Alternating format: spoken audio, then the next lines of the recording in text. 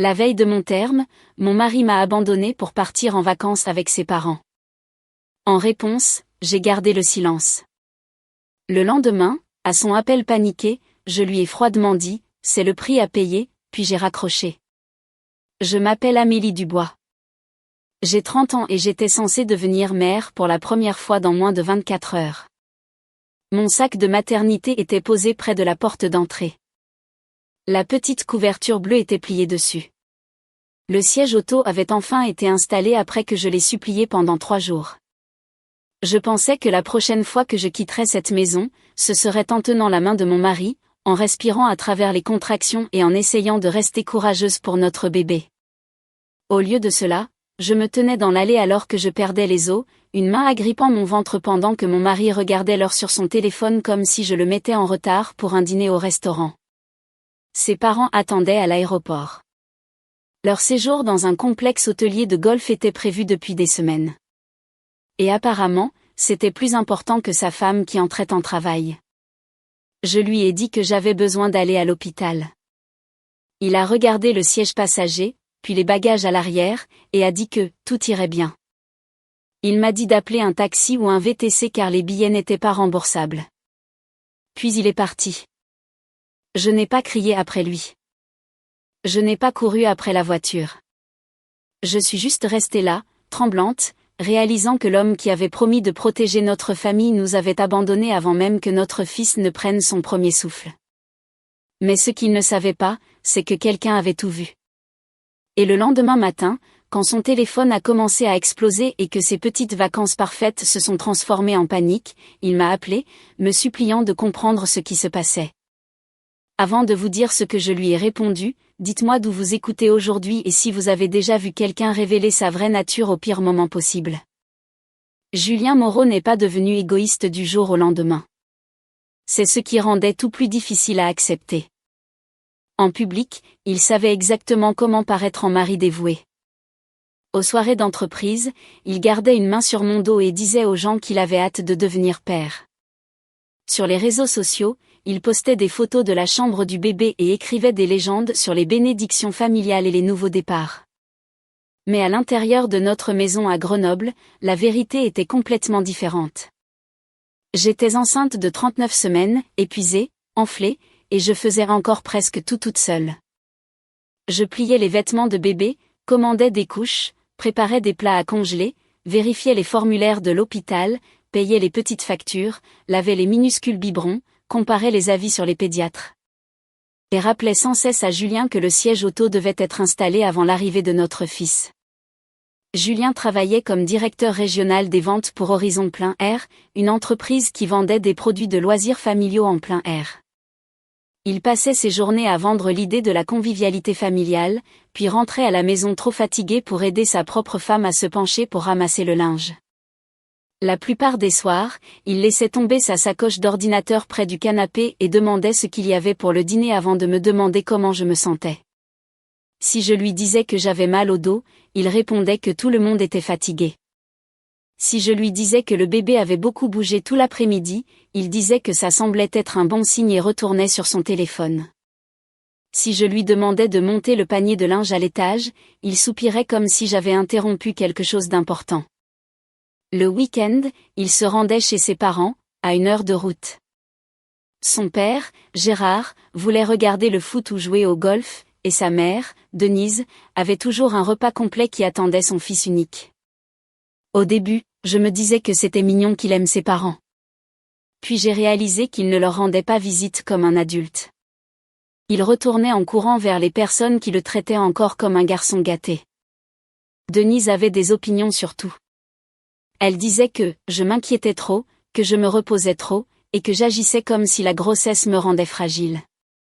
Elle disait que les femmes de sa génération n'avaient pas besoin d'éloges constants pour faire ce pourquoi les femmes étaient conçues. Gérard me rappelait souvent que Julien travaillait dur et méritait la paix. Je voulais demander quand j'étais censée avoir la paix, mais chaque fois que je me défendais, Julien disait que je manquais de respect à sa famille. Le vendredi avant que tout n'arrive, Julien est rentré en colère parce que j'avais oublié les amandes fumées, les barres protéinées et la bière artisanale qu'il voulait apporter à ses parents avant leur week-end de golf. Je lui ai dit que je pouvais les commander en livraison, mais il a dit qu'ils en avaient besoin pour le matin. Quand j'ai suggéré qu'il aille lui-même au magasin, il m'a regardé comme si je l'avais insulté. « Tu as été à la maison toute la journée », a-t-il dit. Ces mots m'ont fait mal, car « à la maison toute la journée » signifiait le linge, le ménage, les appels à l'assurance, le mal de dos, les pieds enflés, les brûlures d'estomac, et essayer de ne pas paniquer à chaque contraction. Pourtant, j'ai conduit jusqu'à Carrefour, une main sur le volant et l'autre sur mon ventre. J'ai acheté tout ce qu'il voulait, plus un gant de golf qu'il avait mentionné des semaines plus tôt, car une partie idiote de moi voulait encore lui faire plaisir. Je me souviens d'être dans la file d'attente, transférant mon poids d'un pied à l'autre pendant qu'une caissière me demandait quand était mon terme. Demain, j'ai failli dire, mais j'ai souri et dit, très bientôt. Sur le parking, le pack de bière était trop lourd pour que je le soulève. Je suis restée là, faisant semblant de réarranger les sacs jusqu'à ce que Camille Bernard, notre voisine, s'approche. Elle m'a aidé à charger la voiture et m'a demandé où était Julien. J'ai dit qu'il était occupé par le travail. Camille m'a regardé gentiment et a dit, « Amélie, les hommes occupés peuvent quand même être des hommes bien. » Cette phrase est restée dans ma tête tout le long du trajet. Quand je suis rentrée, Julien ne m'a pas remercié.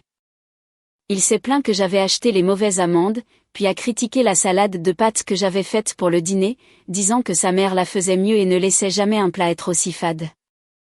Je lui ai rappelé que j'étais debout depuis des heures, mais il a seulement secoué la tête comme si je cherchais des excuses.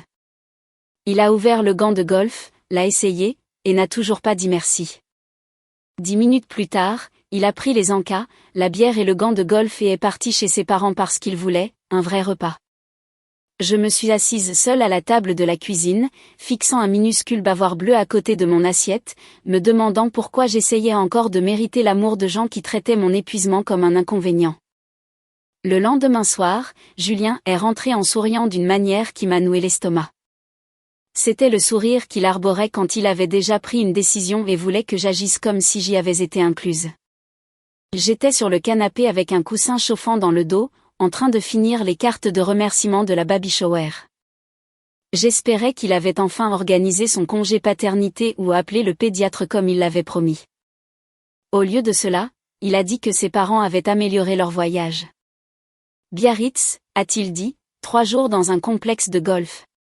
Maman a trouvé une offre spéciale et papa a déjà réservé les heures de départ. Je l'ai dévisagé, attendant qu'il rie et me dise que c'était une blague. Julien, mon terme est la semaine prochaine, ai-je dit. Il a balayé ça d'un geste de la main comme si je parlais d'un léger mal de tête. Les dates de terme sont des estimations. Les bébés arrivent souvent en retard. Et puis, les billets ne sont pas remboursables. J'ai demandé s'il était sérieux. Il a semblé offensé et a dit que c'était un « voyage en famille ». Je lui ai répondu que notre famille était sur le point d'inclure un nouveau-né. Notre fils pouvait arriver n'importe quel jour. Julien a soupiré comme si j'étais dramatique exprès. Il a dit que je n'étais pas la première femme enceinte au monde et que sa mère avait pris l'avion quand elle le portait. Je lui ai rappelé que je n'étais pas enceinte de 8 mois. J'étais à un jour de mon terme et je devais rester près de l'hôpital. Il a dit que si je refusais d'y aller, il irait simplement avec ses parents. J'ai demandé s'il me laisserait vraiment seule si près du travail. Il a répondu que j'avais un téléphone, des voisins, des applications de VTC et un hôpital à proximité. Puis il a ajouté que je transformais la paternité en prison avant même que le bébé ne soit arrivé. Quelques minutes plus tard, Denise a appelé. Julien l'a mise sur haut-parleur. Elle a dit que les hommes avaient aussi besoin d'un moment, car une fois le bébé arrivé, tout tournerait autour de moi et de l'enfant. Gérard a ajouté en arrière-plan que « les femmes ont des bébés tous les jours et que tout irait bien ». Denise m'a dit que si je commençais à agir comme une personne sans défense maintenant, Julien n'aurait jamais de paix en tant que père. J'ai dit que la paix ne signifiait pas abandonner ses responsabilités. Denise a eu un petit rire, le genre qui semble poli mais qui est comme une gifle. Elle a dit que je comprendrais mieux le mariage quand j'arrêterais d'attendre que mon mari orbite autour de moi.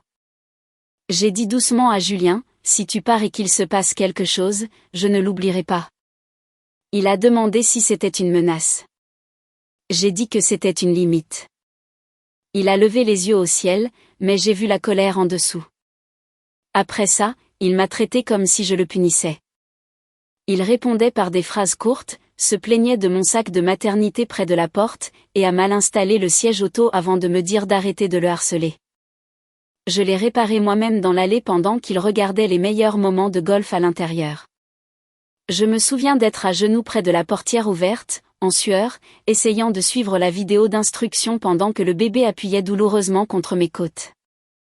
Chaque fois que les sangles s'encliquetaient mal, je pensais à la façon dont Julien m'aurait blâmé si quelque chose s'était passé sur le chemin du retour de l'hôpital. C'est à ce moment-là que Camille est passée avec une quiche et un cake au citron. Elle a remarqué mon visage fatigué, le sac de maternité près de la porte d'entrée et la façon dont je n'arrêtais pas de me frotter le bas du dos. Elle a demandé si j'avais quelqu'un pour me conduire à l'hôpital si le travail commençait. Je voulais dire « mon mari », mais les mots ne sortaient pas. Camille a posé sa main sur la mienne et a dit « appelle-moi, jour ou nuit ». Sans poser de questions. J'ai failli pleurer sur place, car elle m'avait offert plus de réconfort en une seule phrase que Julien en des semaines. Cette nuit-là, Julien est sorti avec des amis pour ce qu'il a appelé « une dernière soirée normale avant la paternité ». Il l'a dit comme si la paternité était une peine de prison, et que j'étais la gardienne qui fermait la porte. Il est rentré après minuit, sentant la bière et la friture, puis s'est endormi sans me demander pourquoi j'étais assise, droite, avec des larmes aux yeux. Je chronométrais des contractions irrégulières depuis 2 heures. Elles se sont estompées avant le matin, mais ma peur, non. J'ai regardé Julien dormir paisiblement à côté de moi et j'ai compris que si la vraie douleur commençait, je pourrais encore être complètement seule. Le matin de son départ a commencé avec le bruit des roulettes de sa valise sur le sol du couloir. Julien a tiré ses bagages devant la chambre pendant que j'étais assise sur le bord du lit, respirant à travers une pression basse qui m'avait réveillée avant le lever du soleil. Je lui ai dit que je ne me sentais pas bien. Il a dit que j'étais probablement nerveuse parce que je m'étais monté la tête à propos du voyage. Je lui ai rappelé que mon terme était le lendemain. Il a dit qu'il serait de retour avant le dîner si tout se passait comme prévu. Cette phrase m'a presque fait rire. Rien dans la grossesse ne s'était passé comme prévu.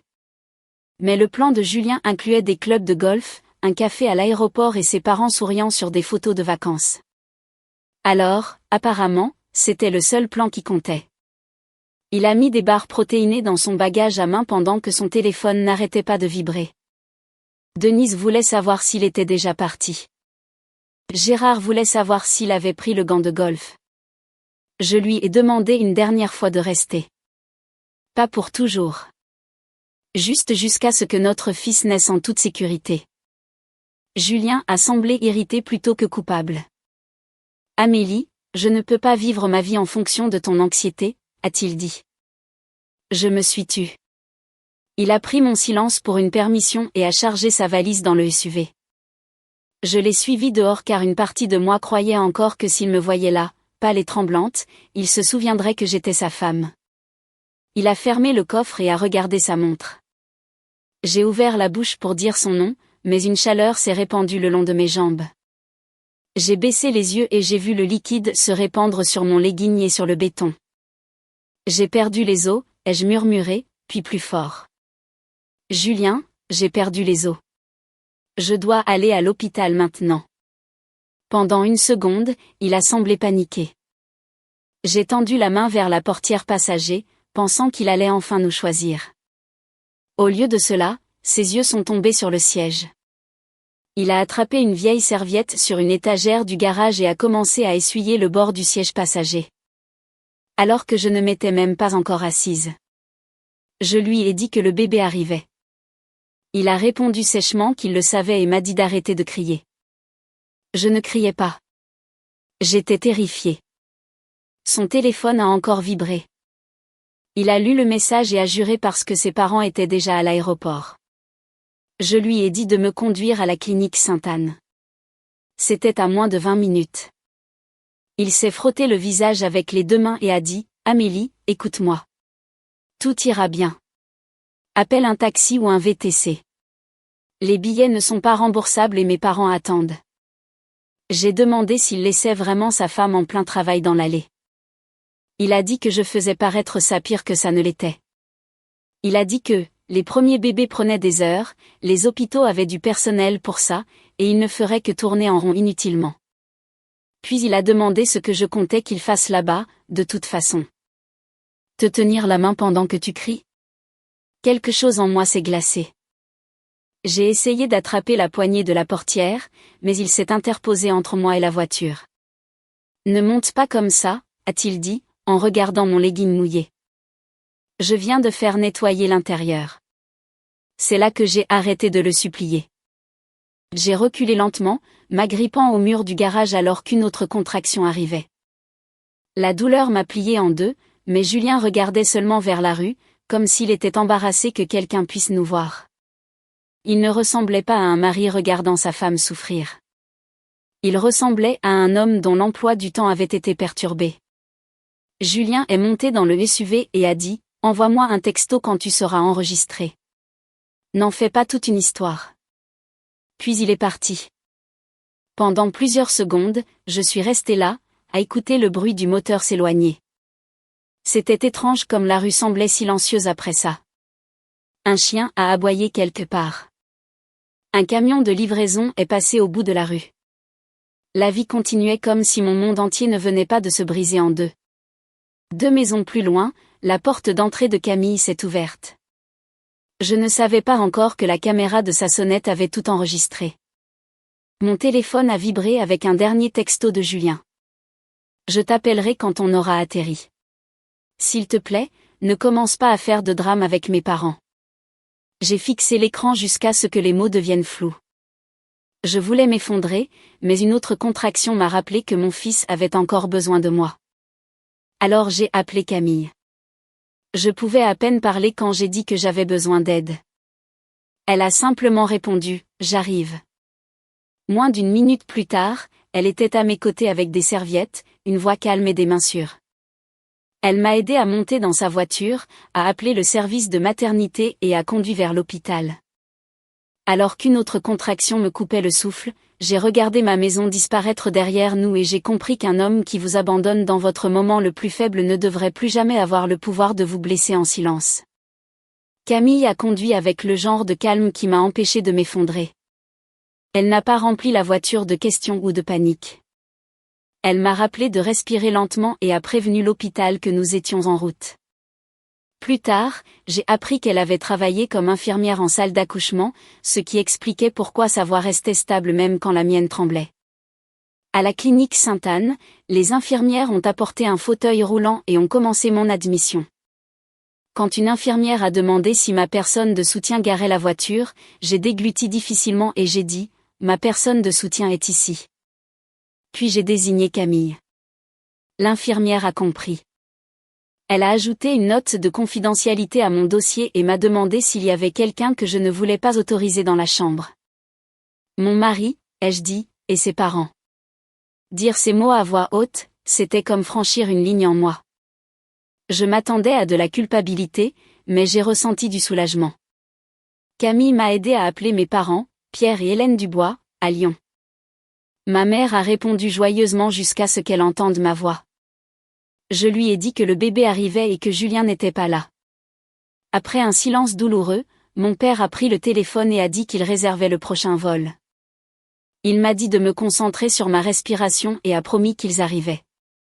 Le travail a tout rendu flou. La douleur montait et descendait.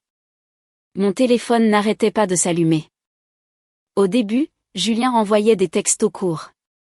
Embarquement. Des nouvelles ? Ne m'ignore pas, Amélie. Puis son ton a changé. Pourquoi maman pleure ?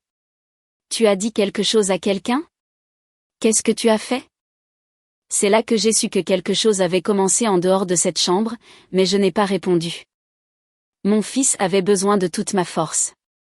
Mes parents sont arrivés alors que j'étais encore en travail, essoufflé par les aéroports et la peur. Ma mère a pleuré une seconde, puis est devenue forte pour moi. Mon père m'a embrassé le front et avait l'air de se retenir de craquer. Camille s'est mise en retrait, mais je lui ai demandé de ne pas partir. Elle est restée. Des heures plus tard, mon fils est né en criant, le visage rouge et furieux, comme s'il savait déjà qu'on lui avait manqué de respect. Quand l'infirmière l'a posé sur ma poitrine, tout le reste s'est estompé. Julien, l'allée, les billets, le SUV, tout a disparu pendant une minute sacrée. Mon bébé était vivant et en sécurité. J'ai murmuré, Léo, tu es en sécurité. Dans mon cœur, je l'ai appelé Léo Dubois, parce que je voulais qu'il soit d'abord lié aux personnes qui s'étaient montrées présentes quand ça comptait. Ma mère a pleuré en entendant le nom. Mon père a mis une main sur sa bouche et s'est détourné un instant. Je savais qu'il comprenait ce que je disais vraiment. Je ne donnais pas seulement un nom à mon fils. Je choisissais la famille qui nous avait protégés. Après avoir été transféré en chambre de suite de couches, mon téléphone s'est remis à vibrer. Julien, Denise, encore Julien. Ma mère m'a demandé si je voulais l'éteindre. J'ai dit, pas encore. Quand Julien a rappelé, j'ai répondu. Sa voix était paniquée. Amélie, qu'est-ce qui se passe? Pourquoi il y a une vidéo? Pourquoi tout le monde m'envoie des messages? Tu as envoyé quelque chose à mon entreprise? Chérie, parle-moi. J'ai attendu une question. Est-ce que le bébé va bien? Est-ce que tu vas bien? Où es-tu? Est-ce que je peux venir? Mais ce n'était pas ses premières préoccupations. Sa panique le concernait lui, sa réputation, et les vacances qui s'effondraient autour de lui. Il n'a pas demandé à quel point j'avais souffert. Il n'a pas demandé si notre fils respirait bien. Il n'a même pas dit qu'il était désolé. D'abord, j'ai regardé Léo dormir dans les bras de ma mère et j'ai dit doucement, Julien, c'est le prix à payer. Puis j'ai raccroché. Le silence s'est fait dans la chambre. Ma mère avait l'air fière, d'une manière triste. Mon père a hoché la tête une fois.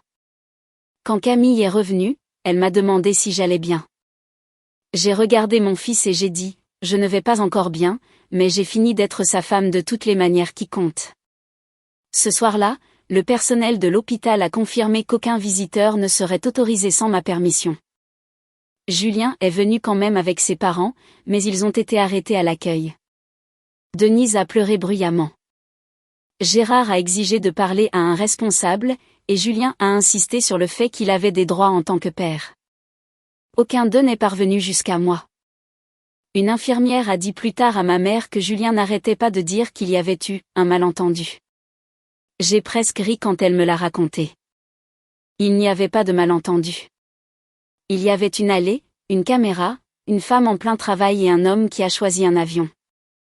Pour une fois, une porte fermée me protégeait au lieu de me piéger dans les attentes de quelqu'un d'autre. La vidéo ne s'est pas propagée parce que je voulais de l'attention. Je ne me suis pas réveillée après l'accouchement pour décider de ruiner Julien. Il l'a fait lui-même. La caméra de la sonnette de Camille faisait face à la rue et a capturé une partie de notre allée. Elle a enregistré Julien chargeant le SUV, ma perte des os, la dispute, son corps me barrant l'accès au siège passager, et la voiture reculant pendant que je restais là, souffrante. Le son était assez clair pour entendre la phrase qui a tout changé. Appelle un taxi ou un VTC. Les billets ne sont pas remboursables. Camille a montré la vidéo à mes parents, puis à moi. La regarder une fois a suffi. Dans mon souvenir, je m'étais sentie petite. Sur la vidéo, j'avais l'air abandonnée. Mon père a dû quitter la pièce. Ma mère a pleuré en silence. Camille a dit qu'elle me donnerait le fichier et supprimerait toute copie si je le voulais. Je lui ai dit de le garder. Au début, je pensais que j'en aurais peut-être besoin pour le divorce. Je ne savais pas que la vérité se propageait déjà à travers le monde. Camille avait raconté ce qui s'était passé à son mari, Thomas Bernard. Thomas n'était pas seulement notre voisin. Il était aussi un client majeur et un partenaire stratégique d'Horizon Plein Air. Julien ne le savait pas, car il ne s'était jamais assez soucié d'en apprendre beaucoup sur nos voisins. Thomas n'a menacé personne. Il a simplement demandé si j'étais en sécurité et si l'entreprise de Julien était au courant du genre de jugement dont leur directeur régional des ventes avait fait preuve. Pendant ce temps, Julien et ses parents ont tout empiré.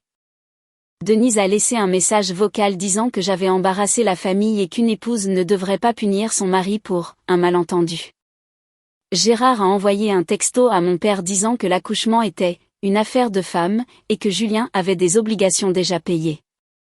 Julien m'a envoyé des messages m'accusant de le faire passer pour un monstre. Il a écrit que je devais réparer ça avant que ça n'atteigne son bureau.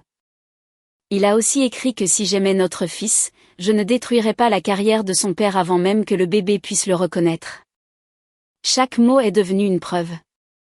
L'histoire est d'abord apparue dans un groupe de mamans locales, sans mon nom.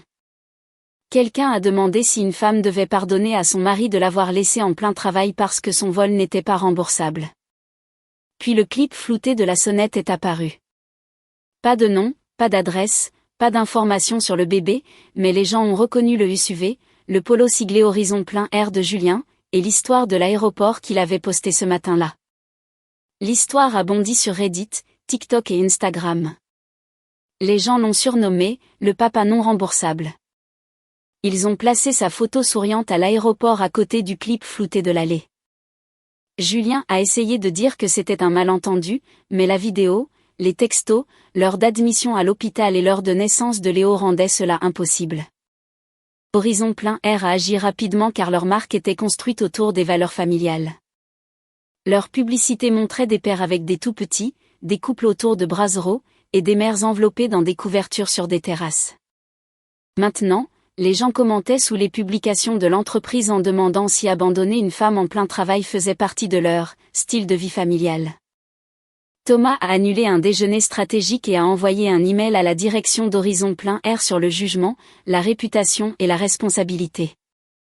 Cet email a fait plus de dégâts que les commentaires. Julien a été convoqué à une réunion vidéo avec les RH alors qu'il était encore à Biarritz. Il m'a plus tard accusé de lui avoir tendu un piège parce que la réunion a eu lieu avant qu'il ait fini son premier parcours de golf. Ce détail disait tout. Il a quand même essayé de jouer au golf après avoir appris que son fils était né. Les RH l'ont mis en congé temporaire. Son bonus trimestriel a été gelé. Sa promotion a été retirée de la liste. Le compte de Thomas a été réattribué. Ses collègues ont cessé de répondre à ses blagues. Même les personnes qui riaient de sa confiance en lui ont commencé à qualifier cela d'arrogance dans son dos. Un collègue a commenté anonymement que Julien avait toujours parlé de valeurs familiales dans ses présentations, mais traitait les gens en dessous de lui comme des accessoires. Denise a fait face à ses propres conséquences lorsque son message vocal et ses commentaires se sont répandus dans ses cercles immobiliers et paroissiaux. Les amis de golf de Gérard ont commencé à l'éviter. L'un d'eux avait une fille qui était également enceinte. Et selon quelqu'un qui connaissait la famille, il a dit à Gérard que ce que Julien avait fait n'était pas de la vieille école. C'était honteux pour des gens comme eux. La honte sociale était pire que les ennuis juridiques, car ils avaient toujours cru que la réputation était la preuve de la bonté. Maintenant, la réputation était devenue un miroir. Julien a tenté de reprendre le contrôle en appelant sans cesse. Quand l'hôpital l'a bloqué, il a envoyé des emails. Quand je n'ai pas répondu, il a contacté mes parents. Quand mon père a dit que toute communication passerait par une avocate, Julien a explosé. Il m'a qualifié d'instable, de vengeresse, d'hormonale et d'incapable de prendre des décisions. Il a exigé que je fasse une déclaration publique disant que la vidéo était trompeuse. Mon avocate, maître Brigitte Lemoine, a souri froidement en lisant cela. Elle a dit que les hommes comme Julien étaient utiles parce qu'ils pensaient que la colère était le pouvoir, alors ils continuaient à créer des preuves. Maître Lemoine a envoyé une mise en demeure. Pas de contact direct, pas de harcèlement. Toute communication concernant le bébé, la séparation, les biens et la garde passerait par son cabinet. Julien a répondu avec un dernier message vocal disant que, si je rentrais à la maison, il pourrait me pardonner. Pourrait me pardonner. Je l'ai sauvegardé 2 fois. À ce stade, la vengeance n'était plus quelque chose que je devais poursuivre.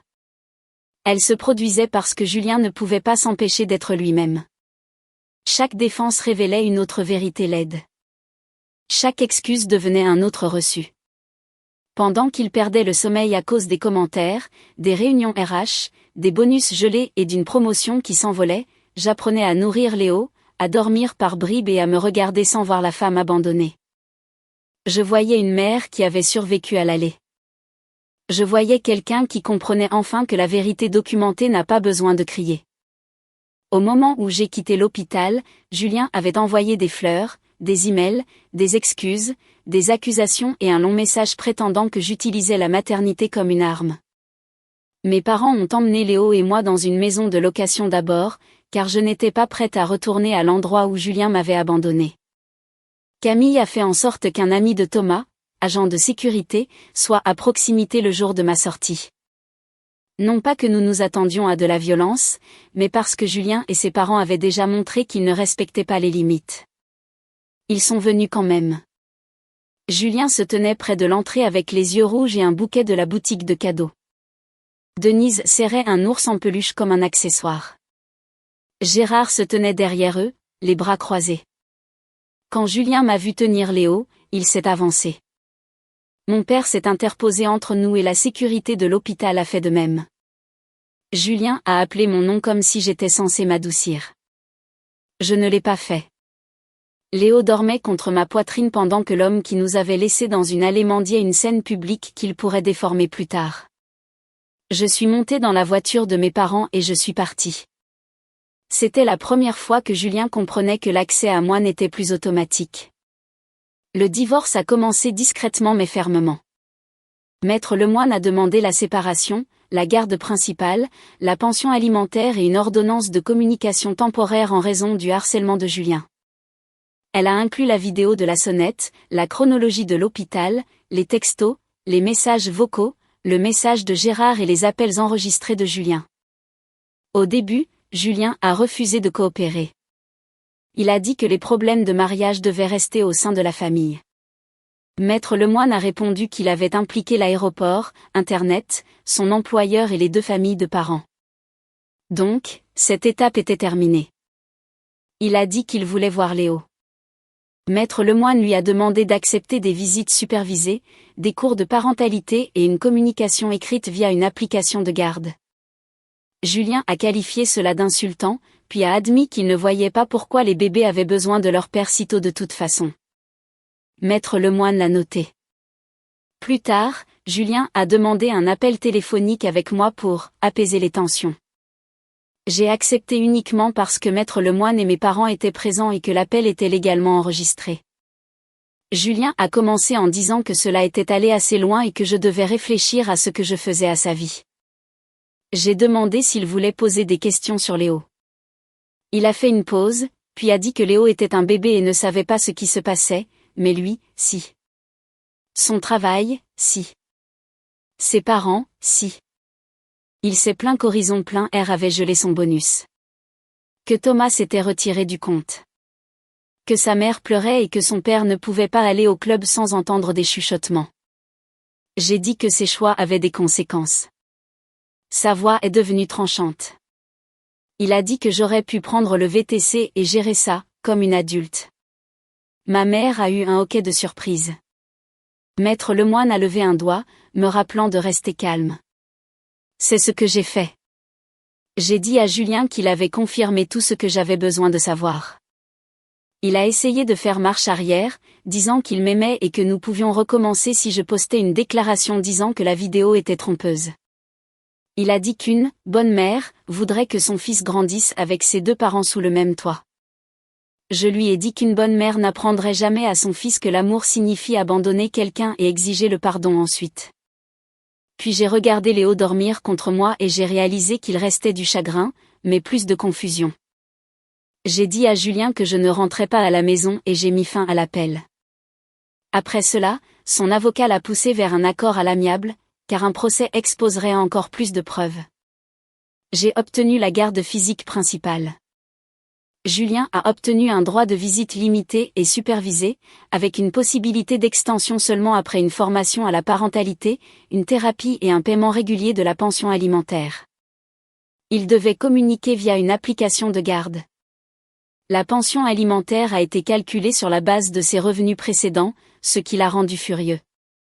La maison a été vendue, les dettes partagées, et j'ai gardé les meubles de Léo, mes économies, ma voiture et tous les documents que Julien pensait autrefois que j'étais trop dépassée pour organiser. Horizon Plein Air a finalement licencié Julien lors d'une restructuration. La raison officielle était une inadéquation culturelle et un risque pour la réputation. Julien a dit aux gens que je lui avais coûté sa carrière, mais même ceux qui n'aimaient pas les drames en ligne connaissaient la vérité. Personne ne l'a forcé à partir. Personne ne l'a forcé à dire que les billets n'étaient pas remboursables. Personne ne l'a forcé à me bloquer l'accès à la voiture ou à essayer de jouer au golf après avoir appris la naissance de son fils. Il est retourné vivre chez Gérard et Denise, dans la même maison où il avait appris que les hommes méritaient d'être servis et que les femmes devaient le silence. Son travail de commercial indépendant était instable. Le voyage de golf a cessé. Denise a arrêté de publier des citations sur la famille. Gérard a arrêté de se vanter d'avoir élevé un fils fort. Leur maison, autrefois l'endroit où Julien courait pour trouver du réconfort, est devenue l'endroit où tous les trois ont dû s'asseoir avec les conséquences dont ils s'étaient moqués lorsque je les avais prévenus. J'ai déménagé à Lyon avec mes parents pour la première année de Léo. Camille et Thomas sont restés dans nos vies. Elle est venue nous rendre visite quand Léo avait 3 mois et a pleuré quand il a attrapé son doigt. Mes parents ont lentement cessé de me regarder avec de la peur dans les yeux. Ils ont recommencé à me regarder avec espoir. J'ai repris les saignements à temps partiel quand j'étais prête, non pas pour prouver ma force, mais parce que je voulais que Léo voie une mère qui a reconstruit sa vie avec patience et dignité. La guérison n'a pas été spectaculaire. C'était nourrir un bébé à 3 heures du matin, signer des papiers juridiques, aller en thérapie, accepter de l'aide et apprendre que l'amour sans respect n'est pas de l'amour. C'était aussi apprendre à ne pas me blâmer d'avoir fait confiance à quelqu'un qui avait caché son égoïsme derrière le charme. La leçon que je veux que les gens retiennent, c'est que le caractère se révèle lorsque votre besoin interrompt le confort de quelqu'un d'autre. La grossesse, l'accouchement, la maladie, le deuil et la peur ne sont pas des inconvénients. Ce sont des moments où le véritable amour se manifeste ou expose son absence. Aucune femme ne devrait apprendre que l'endurance est de la loyauté lorsque sa sécurité et l'avenir de son enfant sont en jeu. Aucun homme ne devrait être loué pour fournir de l'argent s'il refuse de fournir des soins. Léo grandira en sachant que la responsabilité n'est pas facultative et que les excuses ne signifient rien sans un changement de comportement. Je veux qu'il comprenne que la force n'est pas la cruauté. Les limites ne sont pas de la vengeance, et protéger quelqu'un de vulnérable est l'un des signes les plus clairs de l'amour. Julien croyait que je pardonnerais tout pour maintenir la famille unie. Il a oublié que mon fils est devenu ma famille à la seconde où il a pris son premier souffle.